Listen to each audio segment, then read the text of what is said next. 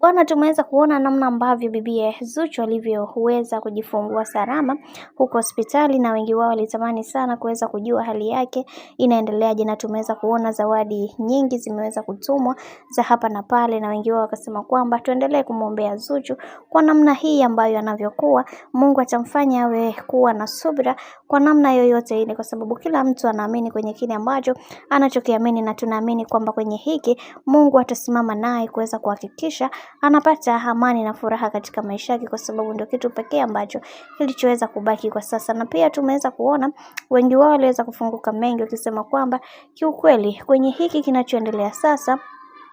yatupaswa kuweza kuhakikisha kila kitu kinakuwa katika misingi na mikakati iliyo bora, kwa sababu kila mtu anatamani kuweza kuona kila linalotokea katika maisha liweze kuwa katika mikakati na misingi iliyo imara, kwani kuna mengi ambayo yameweza kutokea na wengi wao wengi walitamani sana kuweza kujua haya, lakini ndo kama hivyo mambo siku zote yamekuwa yakibadilika, na wengi wao walitamani sana kuweza kulijua hili toka kitambo juu ya hiki ambacho kinachoendelea, lakini ndo kama hivyo watu wanazidi kuchelewesha mambo, na leo hii tumeweza kuona namna ambavyo mambo yanavyozidi kujipa huko, na wengi wakasema acha tuone mwisho wa haya yote itakuwaje, kwa sababu kila mtu anatamani kuweza kutambua thamani ya kila mtu mwenzake. Na tumeweza kuona